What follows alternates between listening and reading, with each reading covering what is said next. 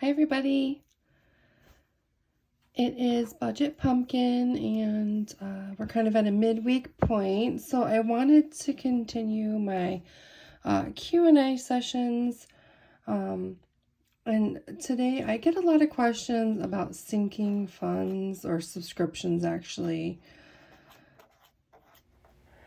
Hello and welcome to Budget Pumpkin. My name is Wendy and welcome to my channel. On this channel we're going to talk about things like budgeting, cash stuffing, planning, dealing with debt, savings challenges, and everything that you could want to know about budgeting. And you're going to be with me on my journey to become debt-free. So if this is something that you want to look into, please tap subscribe and like and comment on this video. And thank you for being here. So that's what this Q&A session is going to be about. It's going to be about our subscriptions, because people are commenting that, we have a lot of subscriptions that, like, I set aside between sinking funds and subscriptions, I set aside $600 per month. So not all of it is towards subscriptions, and there are some things, I did pare back the list, and there are some things that are kind of unnecessary, but like I said, I pared it back, and actually less than half of what we're saving is for subscriptions. So I'm going to go over what we have. And then I also made some budgeting sheets, so we're going to have a look at those as well. So again, I'm not good at math, so I have my list to the side, but we're going to go over it together here. So our first subscription is for Apple. It's about $7 per month. This subscription covers, I'll zoom in a little bit here.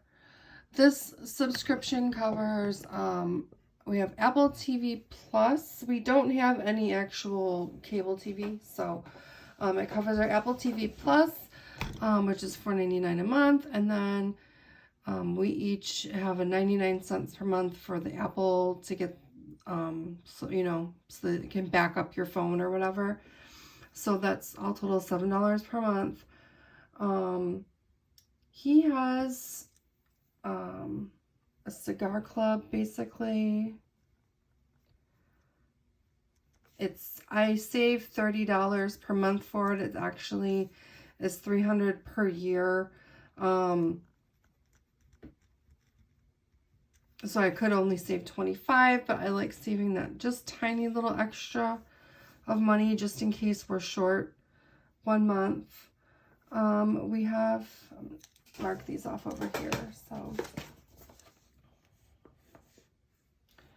we have a Costco membership, and I save $10 per month for that. I think it's $110 per year. Last I checked. That renewal, we pay it on a yearly basis, and the renewal is coming up in December. We also have Disney Plus, and I save $6 per month for that. I know that we pay it yearly. I'm not exactly sure. I don't remember how much it is off the top of my head. And they are talking about a price increase, so we're going to end up having to revisit that one. We also have Amazon Prime. And we do use it quite a bit. It's $12.28 per month. So this is our month. Okay. We both have Spotify. He got like a good deal in his Spotify. So between the two Spotifys, we pay $14.98 per month. So he got his at like half off on a deal. I listen to music like all the time. I listen to it quite a bit when I'm at work. So when I looked at all the subscriptions that I had that were for me, like I had Amazon's, like the Kindle Unlimited and everything. And I looked at what I really wanted, and Spotify was the one that I wanted to keep, so we kept it. Oh my goodness, I do have a gym membership.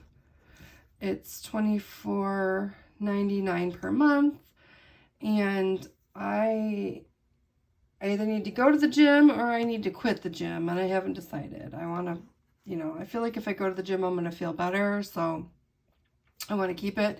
But I haven't gone, just straight up haven't gone, so I got to figure that one out with my life. But that is $24.99. We also have YNAB. We were grandfathered in like a super old plan. I saved $4 per month. This old plan may have expired. I may end up having to kick more in. But YNAB is my digital envelope. So when I budget, I use digital envelopes to kind of keep my money sorted out that's in the bank. And then I use our physical cash envelopes for things that we want to spend on more frequently. So that this subscription to YNAB has more than paid for itself. Even if it was more, I would definitely have it. So that's pretty much stuff like for us in our household. Now there's some things that I have because not only do I do Budget Pumpkin, I also have another business and I work full-time. So there are things that I have for that. So the first is Adobe. I have Adobe Writer, and I'm trying to decide whether I want to keep that or get rid of it. I'm trying to decide how frequently I use it and if it's really necessary for me to have. But that is $15.89 a month. The next thing that I have, and it's actually for my other business, it's called Campsite. And that is $5.88 per month. At my other business, I don't really have a website for my other business. It's more like it's like a link tree. It's a page of links. So I have a domain name. I point it towards that campsite, and then I can put up links for things. I'm debating whether I want to keep this, and you'll see why once I get a little bit further down the list. Name.com. That's a domain registrar. So like the domain that I have registered to go to Campsite, I have to, this is where I point it, but then you have to pay for the domain name yesterday separate.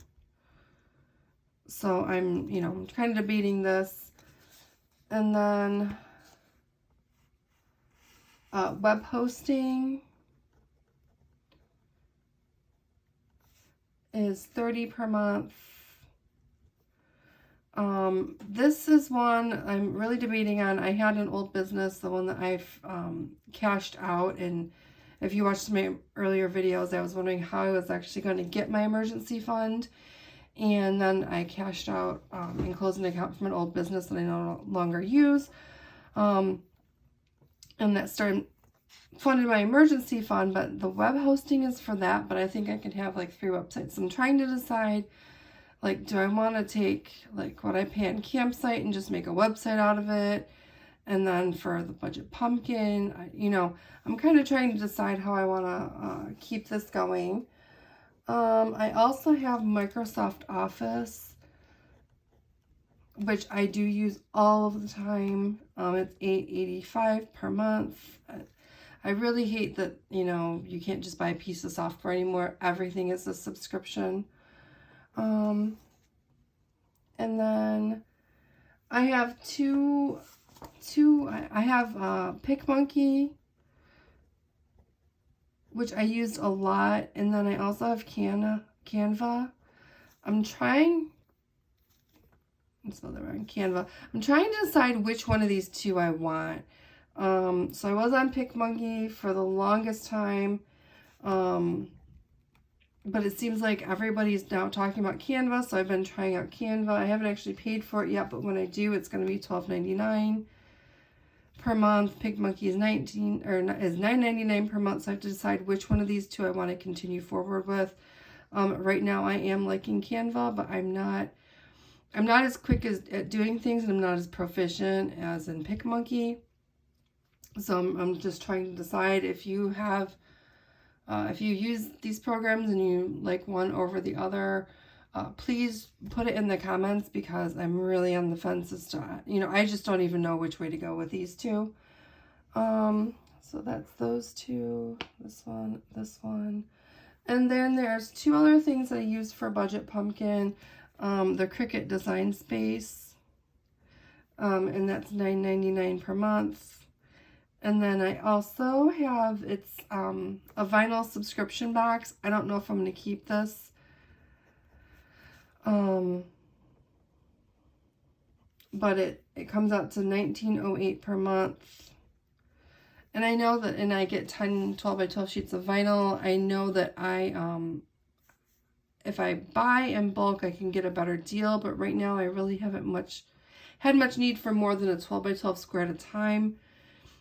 And this is cheaper than what I can get it at the craft store for. So we'll see. Like, if this grows, I definitely am not going to have the vinyl subscription box, just because I'll be able to buy in bulk, like cheaper on Amazon or something like that. So those are all of our subscriptions.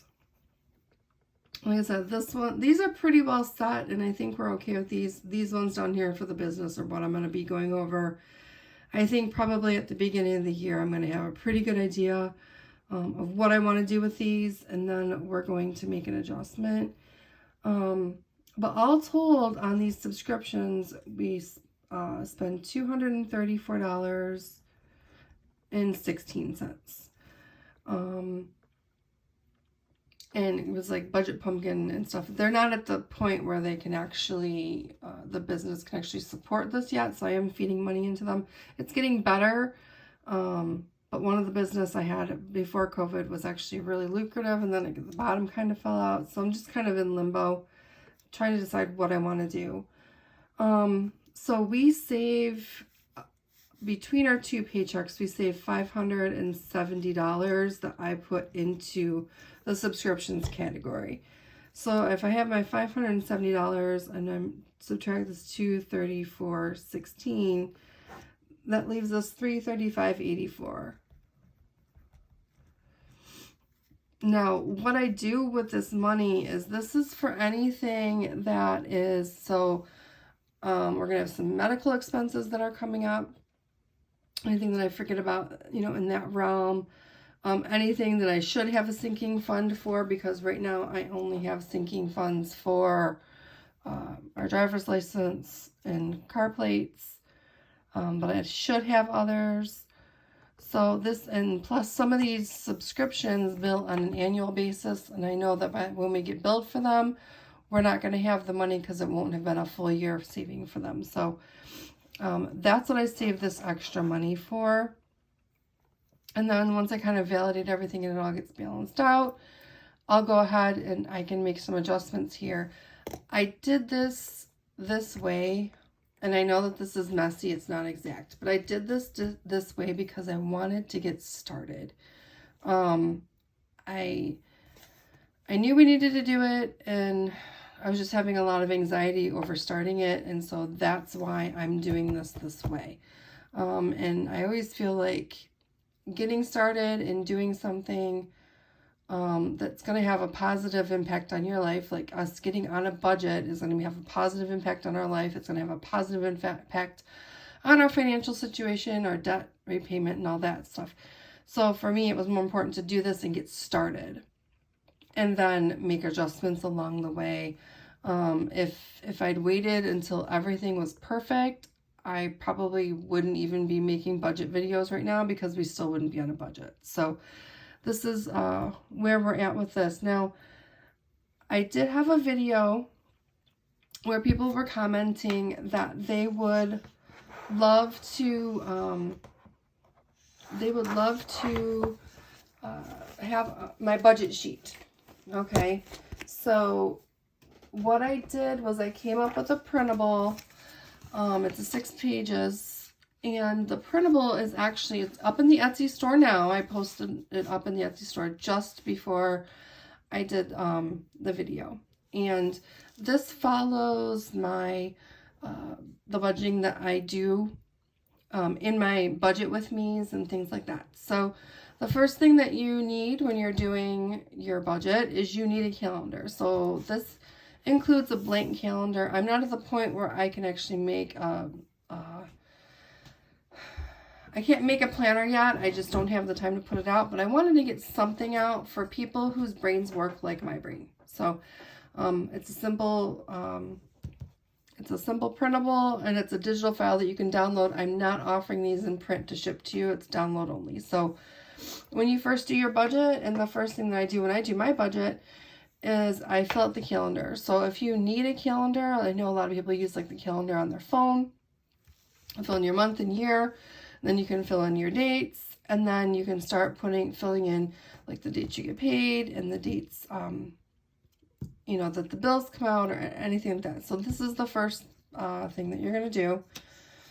The second thing you're going to do is we talk about income, and you're going to list out your income sources, and then your bills, you're going to list out, you know, when the bill's due, who it's paid to, and the amount.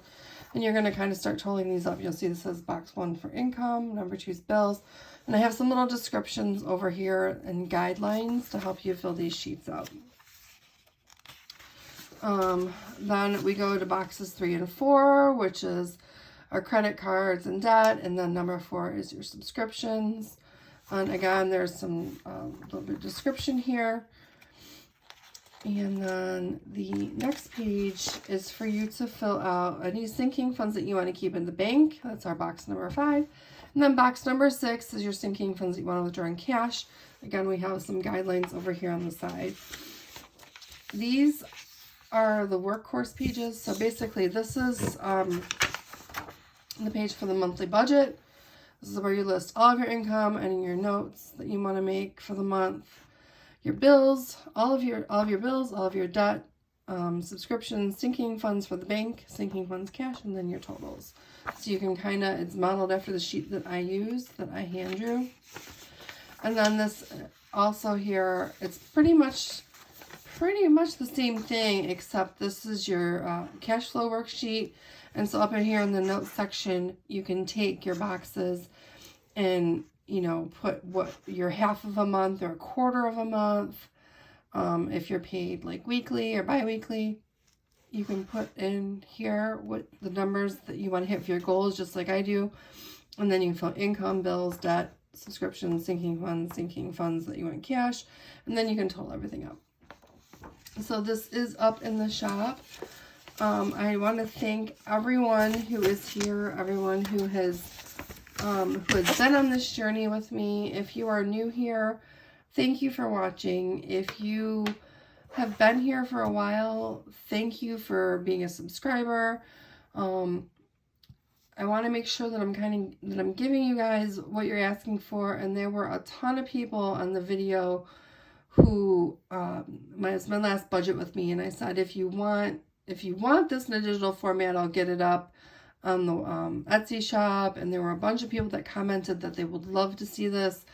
My budgeting sheet's on the Etsy shop, so I have it here for you as a download. So thank you again.